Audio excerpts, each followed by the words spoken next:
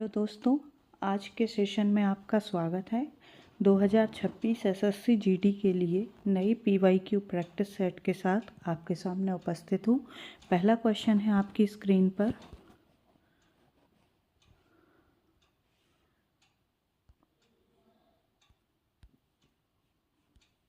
पहला क्वेश्चन है आपकी स्क्रीन पर, निम्नलिखित वाक्यांश हेतु सार्थक शब्द की पहचान करें।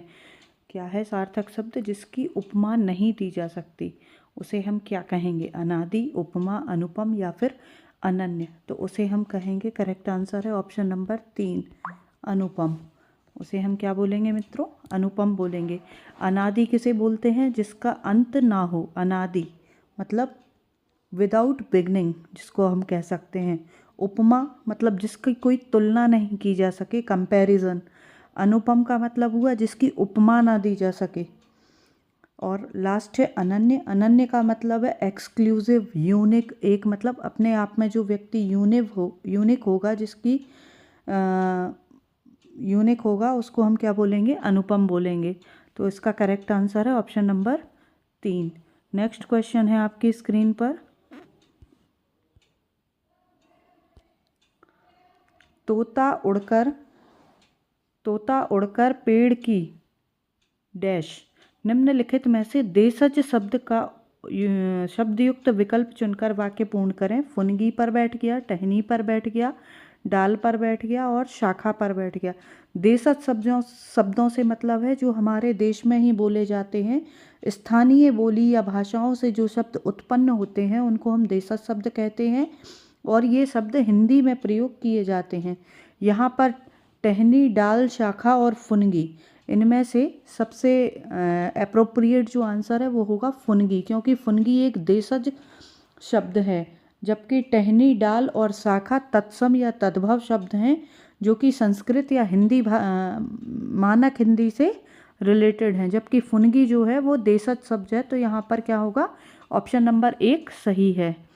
नेक्स्ट क्वेश्चन है आपकी स्क्रीन पर। क्वेश्चन नंबर 3 है, 6 महीने का समय उपरोक्त वाक्यांश के लिए एक शब्द होगा। 6 महीने के समय के लिए हम क्या बोलेंगे? छठवा, छमाई, छिमाही या फिर छठी। तो इसका करेक्ट आंसर है ऑप्शन नंबर 3, छमाही। Option number 3 is the correct answer. 6 महीने के समय के लिए हम बोलेंगे छमाही। छमाई एक औपचारिक या क्षेत्रीय भाषा का शब्द है। और छठी जो है वो क्या है? स्त्रीलिंग है या जन्म से संबंधित एक प्रकार की रस्म होती है।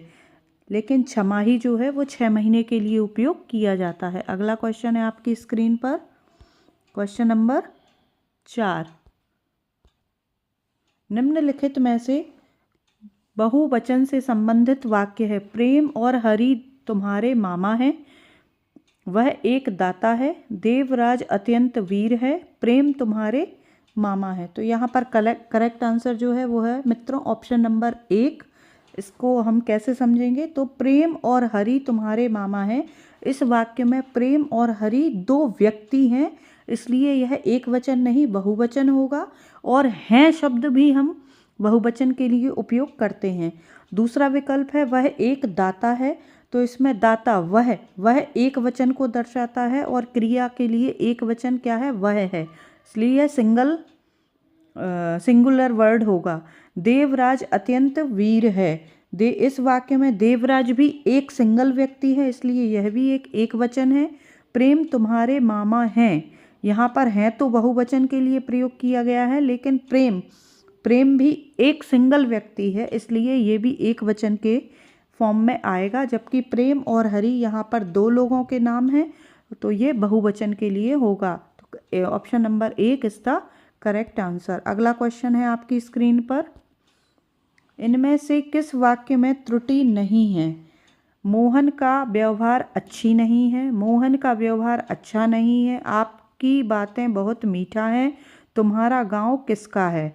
तो इसमें करेक्ट आंसर है ऑप्शन नंबर 2, मोहन का व्यवहार अच्छा नहीं है।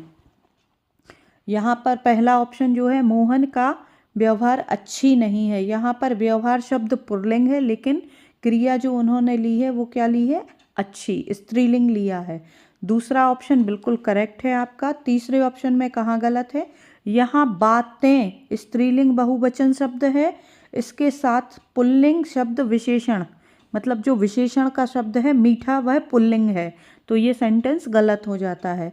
अगला है आपके सामने, तुम्हारा गांव किसका है? यहाँ पर यह एक प्रश्नवाचक शब्द है जिसका अर्थ मतलब अनइवन या अटपटा कह सकते हैं आप, इसलिए ये तीनों ऑप्शन गलत हैं। तो करेक्ट आंसर है आपका ऑप्शन नंबर 2।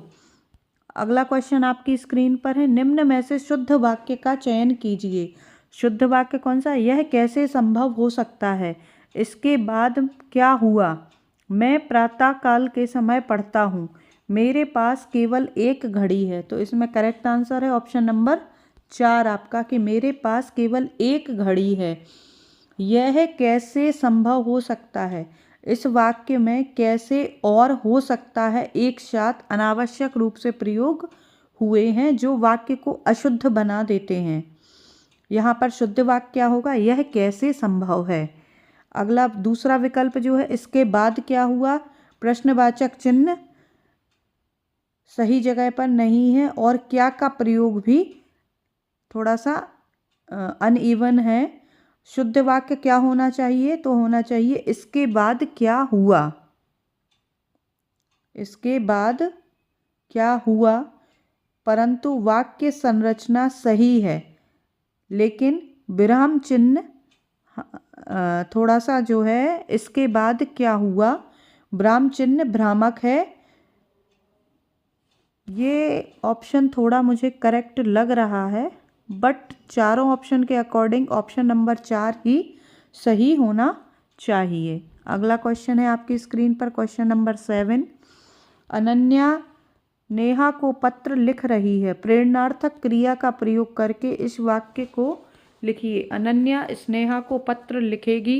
अनन्या स्नेहा को पत्र लिख सकती है। अनन्या स्नेहा को पत्र लिख रही थी। अनन्या स्नेहा से पत्र लिखवाती है। तो इसका करेक्ट आंसर है ऑप्शन नंबर 4। प्रेरणार्थक क्रिया दोस्तों क्या होती है? ये वह क्रिया है जिसमें कर्ता स्वयं कार्य ना करके किसी दूसरे व्यक्ति को कार्य करने के लिए प्रेरित करता है। तो इसमें अनन्या स्नेहा से पत्र लिखवाती है, मतलब वह उसको मोटिवेट करती है कि अनन्या स्नेहा तुम पत्र लिखो। इसलिए यहाँ पर प्रेरणार्थक शब्द कौन सा हो गया वाक्य? Option number 4। अगला क्वेश्चन है आपकी स्क्रीन पर, क्वेश्चन नंबर 8 है। मेरे परीक्षा में अच्छे अंक आए वाक्य में प्रयुक्त रेखांकित एकार्थी शब्द के लिए उचित विकल्प है। यहाँ पर अध्याय, गिनती के अंक, नाटक के अंक और भाग्य। तो इसका करेक्ट आंसर है गिनती के अंक। मेरे परीक्षा में अच्छे अंक आए, यहाँ पर अंकों की गिनती की जा रही है और गिनती के अंक मतलब एकार्थी शब्द हो गया। गिनती के अच्छे अंक क्या हो गया? गिनती के अंक हो गए हैं। अगला तो यहाँ पर ऑप्शन नंबर 2 इसका करेक्ट आंसर हो जाएगा। क्वेश्चन नंबर 9 आपकी स्क्रीन पर है। विष्णु के लिए सही पर्यायवाची शब्द होगा नागेंद्र, नागेश, जनार्दन या फिर राकेश। तो यहाँ पर ऑप्शन नंबर 3 सही है, जनार्दन। नागेंद्र का अर्थ है नागों के राजा, जो हिमालय के लिए प्रयोग किया जाता है। नागेंद्र मतलब हिमालय, हिमालय का पर्यायवाची है। नागेश का अर्थ है नागों के स्वामी, मतलब शिवजी। और राकेश का सही अर्थ है रात यानी चंद्रमा, रात का स्वामी यानी चंद्रमा। अगला क्वेश्चन यहाँ पर ऑप्शन नंबर 3 सही आंसर है। अगला क्वेश्चन है आपकी स्क्रीन पर, क्वेश्चन नंबर 10। यह वास्तु ग्राह्य है। उपरोक्त वाक्य में ग्राह्य शब्द का विलोम चयन कीजिए। तो यहाँ पर ग्राह्य मतलब ग्रहण करना, तो इसका विलोम शब्द होगा त्यागना। आर्य, अनाग्रह, भोज्य या त्याज्य। त्याज्य मतलब क्या होगा? त्यागना। आर्य का मतलब श्रेष्ठ या पूजनीय। अनाग्रह का मतलब जिस आग्रह ना करने वाला, जो आग्रह ना करता हो। भोज्य का मतलब जो भोजन करने योग्य है। और त्याज्य का मतलब त्यागना। तो यहाँ पर करेक्ट आंसर है ऑप्शन नंबर 4। अगला क्वेश्चन है आपकी स्क्रीन पर, खिन्न शब्द का विलोम शब्द नीचे दिए विकल्पों में से चुनिए। खिन्न मतलब क्या होता है? दुखी होना, तो इसका विलोम शब्द ऑब्वियसली प्रसन्न होगा। फिर भी शब्दों का मीनिंग अपन देख लेते हैं। खिन्न मतलब तो दुखी, ये तो समानार्थी शब्द हो गया। मलाल का मतलब हुआ पछतावा, पछतावा करना। अप्रसन्न मतलब ये भी दुखी हो गया। खिन्न का मतलब होगा प्रसन्न, यानी कि ऑप्शन नंबर 4 सही है। अगला क्वेश्चन है आपकी स्क्रीन पर। रिक्त स्थान की पूर्ति सार्थक निरर्थक शब्द युग्म से करें। जीवन में हमेशा मनुष्य को डैश रास्ते से गुजरना पड़ता है। तो यहाँ पर ऑप्शन हो जाएगा मनुष्य अपन कैसे रास्तों से गुजरते हैं? ऊपर नीचे तो जाते नहीं हैं, चलते फिरते भी नहीं है, सुगम भी नहीं है। तो सही आंसर होगा टेढ़े मेढ़े। ऑप्शन नंबर 3 इज द सही आंसर। यह टेढ़े मेढ़े ही एक सार्थक है और एक निरर्थक शब्द युग्म है। यहाँ टेढ़े सार्थक है और मेढ़े निरर्थक है। ऊपर नीचे यह एक सार्थक युग्म का जोड़ा है। चलते फिरते भी यह एक सार्थक युग्म का जोड़ा है और सुगम भी एक सार्थक शब्द है। इसलिए करेक्ट आंसर क्या है? Option number 3। क्वेश्चन नंबर 13 है आपकी स्क्रीन पर। निम्नलिखित में से विशेषण युक्त पद नहीं है। लाल कपड़ा, उत्तर चढ़ाव, मोटा लड़का, ऊंचा भवन। तो यहाँ पर विशेषण युक्त पद क्या कौन सा नहीं है? उत्तर चढ़ाव। उत्तर चढ़ाव कोई विशेषण शब्द नहीं है क्योंकि इसमें कोई विशेषता नहीं बता रहा है। लाल कपड़ा, कपड़े की विशेषता है कि वह लाल है। लड़का कैसा है? मोटा है। मकान कैसा है? ऊंचा है। ये तीनों आपस में विशेषता बता रहे हैं। आप जानते हैं विशेषण किसे कहते हैं? जो संज्ञा या सर्वनाम की विशेषता बताते हैं। विशेषता से सेंस गुण बताएं, दोष बताएं, संख्या बताएं या फिर उसका परिमाण बताएं। उत्तर चढ़ाव में एक द्वंद्व समास है जो उतार चढ़ाव का रूप है। यहाँ पर दोनों शब्द संज्ञा या फिर क्रिया विशेषण के रूप में प्रयोग हुए हैं, लेकिन यहाँ पर विशेषण कोई नहीं है। इसलिए ऑप्शन नंबर 2 करेक्ट आंसर होगा। अगला क्वेश्चन है क्वेश्चन नंबर 14 आपकी स्क्रीन पर है। मुहावरे का प्रयोग नहीं किया गया, मतलब उस विकल्प का चयन करना है जहाँ पर मुहावरे का प्रयोग नहीं किया गया है। तुमने मेरा इतना नुकसान किया, अब मैंने भी तुम्हारे कपड़े ना उतरवा लिए तो मेरा नाम नहीं। यहाँ पर मुहावरा है कपड़े उतरवाना। मैंने तो काम करने के लिए कमर कस ली है, अब सब कुछ करना अपने परिवार। तो यहाँ कमर कसना भी एक मुहावरा है।